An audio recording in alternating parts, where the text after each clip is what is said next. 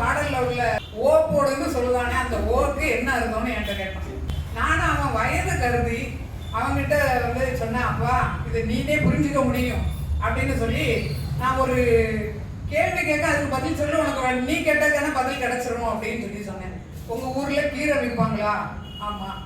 தயிர் விற்பாங்களா? விற்பாங்க. அந்த தயிர் விற்கிறவங்களும் கீரை விற்கிறவங்களும் எப்படி விற்பாங்க அப்படின்னு கேட்டேன். தயிர் தயிர்னு தான் விற்பாங்க அப்படின்னு. நீ தயிர் தயிர்னு ஒரு 10 மட்டும் சொல்லு அப்படின்னு மூச்சு வாங்க ஆரம்பிச்சிட்டான். அப்ப ஏன் இதை இவ்வளவு வந்து சொல்ற கஷ்டமா இருக்கு? அவங்க தெரு தெருவா போய் வித்துட்டு இருக்காங்க.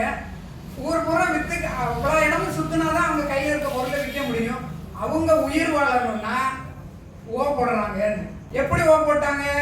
தயிரோ தயிர், கீரையோ கீரை. அந்த ஓ போட்டாதான் உயிர் வாழ முடியும்டா அப்படின்னு நான் இலக்கணத்தை அவன் தலையில திணிச்சு விட்டுட்டேன்.